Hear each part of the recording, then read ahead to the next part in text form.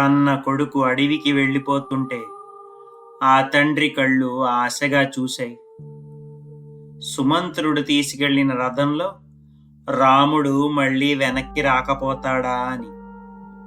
కాని కోటగుమ్మం ముందుకు వచ్చిన ఆ రథం మీద రాముడు లేడు. అదొక ఖాళీ రథం. రాముడు అడవికి వెళ్ళిపోయాడు అని చెప్పడానికి వస్తున్న సుమంత్రుడి ముఖం పాలిపోయింది. ఆ ఖాళీ రథాన్ని చూడగానే వాకిలి ముందు నిలబడ్డ కౌసల్య గుండె పగిలిపోయింది. దశరథుడి ప్రాణం నిలువునా ఎగిరిపోయింది. కళ్ళెదుటే పెరిగిన రాముడు లేకపోయేసరికి అయోధ్య మొత్తం బోరున విలపించింది. రాముడు లేని ఆ అయోధ్య ఎలా రోధించింది? కొడుకు కోసం తల్లడిల్లిన ఆ తండ్రి వేదన ఎలా ఉంది? గంగా నదిని దాటడానికి రాముడు, సీత, లక్ష్మణుడు నావ ఎక్కిన తర్వాత నావ గంగా నదిలో సాగిపోయింది. తరువాత సుమంత్రుడు, గుహుడు చాలాసేపు రాముని వనవాసం గురించి మాట్లాడుకున్నారు. తర్వాత సుమంత్రుడు రథం తోలుకుంటూ అయోధ్యకు వెళ్ళాడు.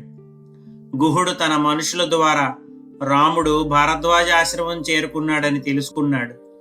సుమంత్రుడు తన రథమును అయోధ్య వైపు తీసుకుని వెళుతున్నాడు. 3వ రోజు సాయంత్రానికి సుమంత్రుడు అయోధ్యకు చేరుకున్నాడు. అయోధ్య అంతా అంధకార బంధురంగా ఉంది.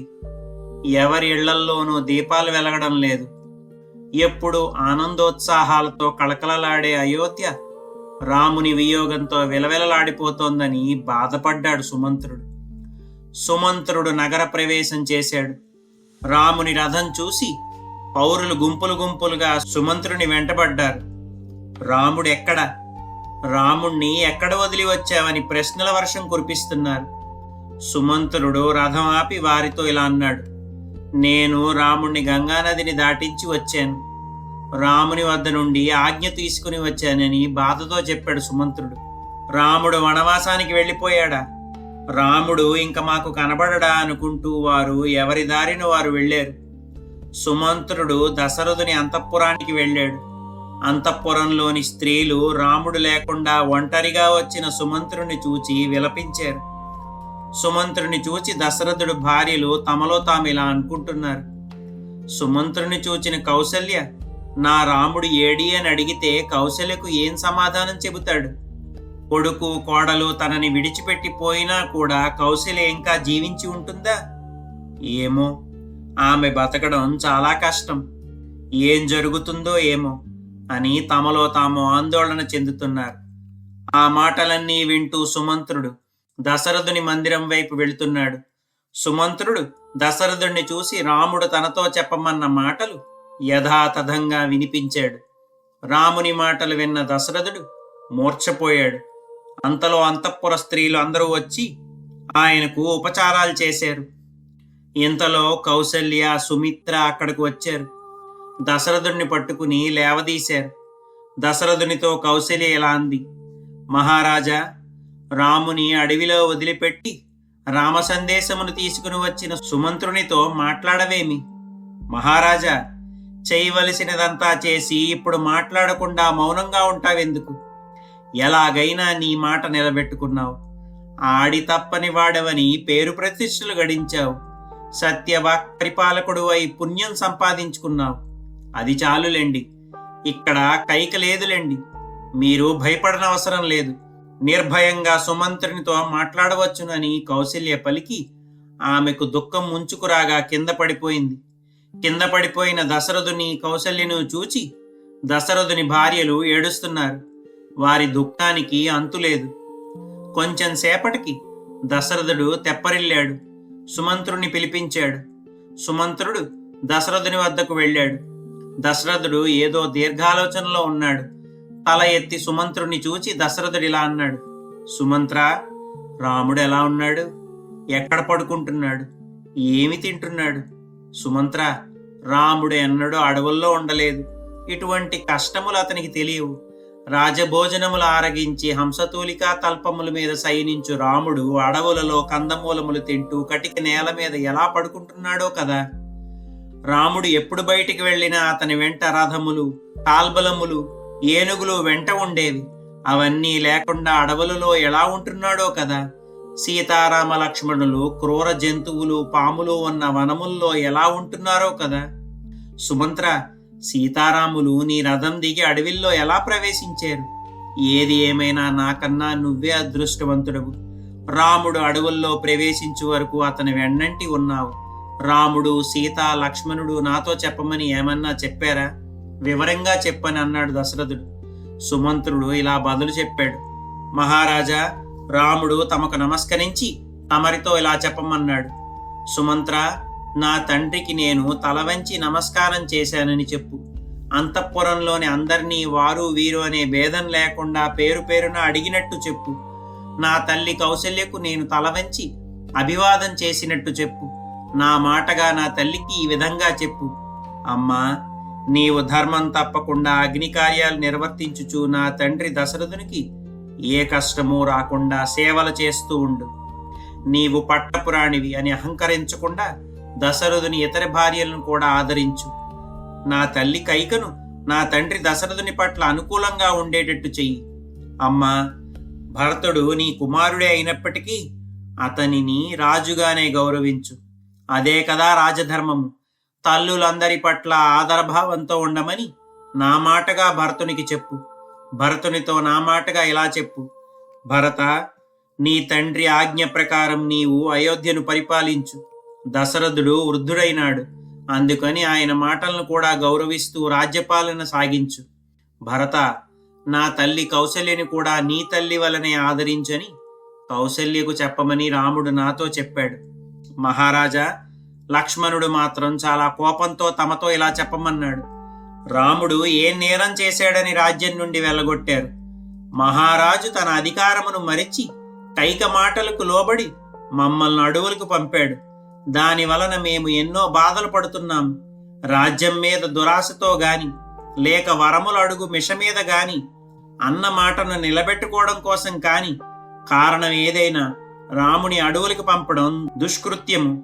తాను మహారాజనే అహంకారంతో రాముణ్ణి అడవులకు పంపాడే కాని వేరు కాదు. కనీసం ఇది మంచా లేక చెడ్డా అనే ఆలోచించకుండా రాముణ్ణి అడవులకు పంపడం చాలా శోచనీయము. అందుకనే నేను దశరథుని నా తండ్రిగా అంగీకరించడం లేదు. నాకు తల్లి, తండ్రి, అన్న అన్నీ రాముడే. ఎందుకంటే సకల జనులకు ఆరాధ్యుడైన రాముని విడిచిపెట్టిన వాడిని ఎవరు గౌరవిస్తారు? అయోధ్య ప్రజల అభీష్టమునకు విరుద్ధంగా రాముణ్ణి అడవులకు పంపి వారి ఆగ్రహమునకు గురి అయిన దశరథుడు మహారాజుగా ఉండడానికి ఎంత మాత్రమూ అర్హుడు కాదని లక్ష్మణుడు అన్నాడు. శోకరాశిగా నిలిచిన సీత మాత్రము నాతో ఏమీ చెప్పలేదు. రాముణ్ణి చూస్తూ కన్నీటి సముద్రంలో మునిగిపోయింది కాని ఆ ఇల్లాలు ఎవ్వర్నీ ఒక్క మాట కూడా అనలేదు. సుమంత్రుడు చెప్పిన మాటలను శ్రద్ధగా విన్నాడు దశరథుడు. సుమంత్ర, ఇంతేనా? వారింకేమీ అనలేదా? పోనీలే, తర్వాత ఏం జరిగింది వివరంగా చెప్పని అడిగాడు. సుమంత్రుడు తర్వాత జరిగిన విషయాలు అలా చెప్పసాగాడు. మహారాజా, రామలక్ష్మణులు తమ వెంట్రుకలకు మర్రిపాలు పూసుకుని జడలు కట్టుకున్నారు. వారు గంగానదిని దాటి ప్రయాగ క్షేత్రం వైపు వెళ్లారు. లక్ష్మణుడు ముందు నడుస్తుంటే, సీత మధ్య నడుస్తుంటే, రాముడు వెనక నడుస్తూ వారు వెళ్లిపోయారు.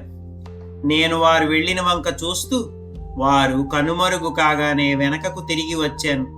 రాముడు తన మనసు మార్చుకుని వెనకకు వస్తాడేమో అని 3 రోజులు గుహుడు ఉన్న చోటే ఉండిపోయాను. కానీ రాముడు తిరిగి రాలేదు. ఇంక చేసేది లేక వెనకకు తిరిగి వచ్చాను. దారిలో ఉన్న ఉద్యానవనములు కూడా రాముని వియోగమునకు శోకిస్తున్నాయా అన్నట్టు వాడిపోయున్నాయి. నేను అయోధ్యలో ప్రవేశించగానే రాముని కోసం అయోధ్య ప్రజలు విడిచే నిట్టూర్పులు వినబడ్డాయి. రాజవీధులు నిర్మానుష్యంగా ఉన్నాయి. మేడ మీద నిలబడి ఉన్న స్త్రీలు నేను రాముని లేని రథమును తీసుకుని రావడం చూచి రోదించడం స్వయంగా చూశాను. రామునికి శత్రువులు కూడా రాముడి వంటి శత్రువు మనకు దొరకడని దుఃఖించడం చూశానని అన్నాడు సుమంత్రుడు. ఆ మాటలు విన్న దశరథుడు సుమంత్రునితో ఇలా అన్నాడు. సుమంత్ర, నిజమేనయ్యా, కైక వరములు కోరినదే తడవుగా నేను ఎవరిని సంప్రదించకుండా ఆ వరాలు ఇవ్వడం వలన ఎంతటి తీవ్ర పరిణామాలు వస్తాయో ఊహించకుండా ఆ వరాలు ఇచ్చేశాను. ఇది నేను చేసిన ఘోరమైన తప్పు. నేను వృద్ధులైన వారితో ఆలోచించి నిర్ణయం తీసుకుని ఉండాల్సింది. నా తొందరపాటుకు ఫలితం అనుభవిస్తున్నాను. నేను కాదు, అయోధ్యంతా అనుభవిస్తూ ఉంది. దీనికంతటికీ కారణం నా కాముకత్వము. అదే నా వంశనాశనానికి కారణమైంది. సుమంత్ర, నాకొక సాయం చెయ్యి. నన్ను రాముని వద్దకు తీసుకుని వెళ్ళు. లేకపోతే నీవన్నా వెళ్ళి రాముని వెనక్కి తీసుకునిరా. నా ఆజ్ఞను రాముడు పాలించనవసరం లేదని చెప్పి తీసుకునిరా. నీ మాట వినడు అనుకుంటే నాకు దారి చూపించు, నేనే వెళతాను. నేను వెంటనే నా రాముణ్ణి చూడాలి. లేకపోతే నా దేహంలో ప్రాణములు నిలవడం కష్టం. ఇలాగే ఇక్కడే ఉంటే నేను మరణించడం తథ్యం. నేను అనాథగా మరణించానన్న విషయం నా రామునికి ఎలా తెలుస్తుంది? ఎవరు చెబుతారు? ఏమో, ఏమవుతుందో అంటూ బిగ్గరగా ఏడుస్తూ ఆసనం మీద పడిపోయాడు దశరథుడు. ఇంతలో కౌసల్య సుమంత్రుణ్ణి చూసి ఏడుస్తూ ఇలా అంది: సుమంత్ర, నేను రాముణ్ణి విడిచి ఒక్క క్షణం కూడా ఉండలేను. నన్ను కూడా రాముడి వద్దకు తీసుకుని పో.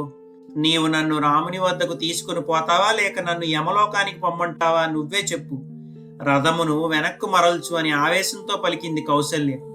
అప్పుడు సుమంత్రుడు చేతులు జోడించి ఇలా అన్నాడు: అమ్మా, మీరు శోకమును వదిలిపెట్టండి. రాముడికి అడవుల్లో ఏ కష్టమూ రాదు.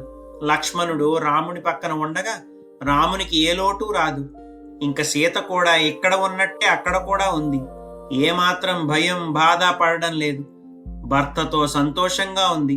ఇక్కడ ఉద్యానవనముల్లో ఎలా విహరిస్తూ ఉందో అడవుల్లో కూడా అలాగే విహరిస్తూ ఉంది. సీత తనకు ఇచ్చిన ఆభరణములు ధరించి ఎంతో ఉల్లాసంగా ఉద్యానవనముల్లో తిరుగుతున్నట్టు అడవుల్లో విహరిస్తూ ఉంది. ఆమెలో ఆత్మవిశ్వాసం కనబడుతూ ఉంది. ఏమాత్రం దుఃఖం కనబడడం లేదు. సీత హృదయం ఎల్లప్పుడూ రాముని యందే లగ్నమై ఉంది. రాముడు ఎక్కడ ఉంటే అదే ఆమెకు అయోధ్య.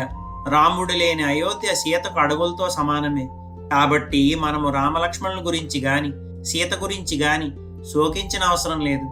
ఇంకా సీత కైకను గురించి ఏమేమో అన్నది కానీ నాకు గుర్తులేదు.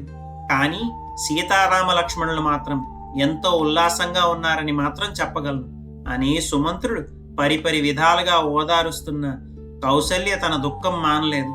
రామా రామా అని పలవరిస్తూ ఉంది. చీకటి పడుతోంది. అయోధ్యలో దీపాలు ఆరిపోయాయి. దశరథుడి గుండెల్లో ఆశ కూడా ఆరిపోతోంది. రాముడు ఇక రాడు అని తెలిసాక ఆ తండ్రి ప్రాణం గాలిలో కలిసిపోవడానికి సిద్ధమైంది. సరిగ్గా ఆ ఆఖరి క్షణాల్లో ఆయన మనసులో ఒక పాత జ్ఞాపకం మెదిలింది. ఏనాడో తన చేతుల్లో జరిగిన ఒక తప్పు ఈరోజు కన్న కొడుకుని దూరం చేసే శాపంగా ఎలా మారిందో ఆయనకు అర్థమైంది. కర్మ ఎవ్వర్నీ వదిలిపెట్టదు. ప్రాణాలు వదిలే ముందు దశరథుడు కౌసల్యతో చెప్పిన ఆ రహస్యం ఏంటి, ఆ శాపం ఏంటి? వచ్చే భాగంలో చూద్దాం. అప్పటి వరకు సర్వే జనా సుఖినో భవంతు. స్వస్తి.